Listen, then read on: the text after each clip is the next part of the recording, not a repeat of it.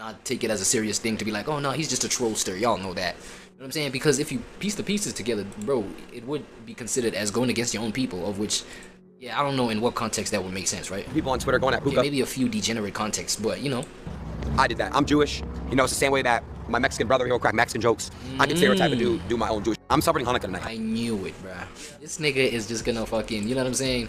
Boil everything down to just like, yo, dog, I can do this because I am of this. You know what I'm saying? Think about it though. Yo, I'm gonna let him finish. My bad. I don't know. I had a whole lot of caffeine, maybe. That's why I cannot stop yapping, cannot stop, you know, coming up with these thoughts. But it's like, it's the same way where, you know, black people have taken the N-word as, you know, the term of endearment, bro.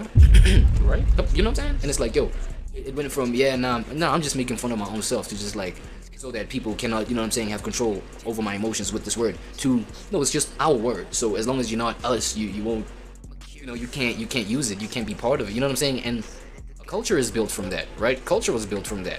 You know what I'm saying? Look at how hip-hop is just like the world of, you know, the blatant sharing of the N-word amongst my neighbors out there, you know what I'm saying? My brothers out there. But it is what it is, man. I don't know. I'm just zooming into things that may not be related to what we're looking at right now, but it may be related on some level. I'm lighting my menorah tonight.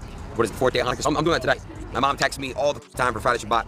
So all you guys that want to be the moral inconsistency here, I take a stand for human rights. What's going on in Gaza, for example, I take a stand for that type of stuff. You people can't do that. You're funded by all these companies, and you know, it's sad. So for Joe Budden's point, where I say I would agree is this is a bad look, because now NFL players and NBA players, etc., these guys need to be media trained to show up on streams. Because funny enough, I used to be needed to be media trained to show up on the media, like news, things like that. But the new thing is streams, and the new tabloid, the new National Enquirer, the new place that's going to take a quote, or not even take a quote, sometimes like put you in a compromising situation from a short clip, soundbite, are these clip pages, and they're incentivized financially to get the most views, and to get the most views, yo, and clip pages are their own industry now. Yo, peep, bro, do your homework. You gotta move like a tabloid. So the streams are the new media. Yeah, they the new media. Damn.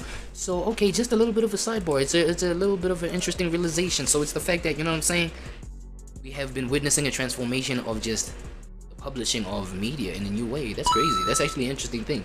You know what I'm saying? We had the old traditional form of journalism and just like following, you know, running around this person, you know what I'm saying, paparazzi, hey, what do you have to say about this, that, and the third, you know what I'm saying? It's like, yo, now it's like, hey, man, these streamers, they got that somehow, you know what I'm saying? I mean, you know, if you look at how streamers move, you wouldn't think that they would be the modern day tabloids, right? But, I mean, these clippers, I mean, clip pages, right?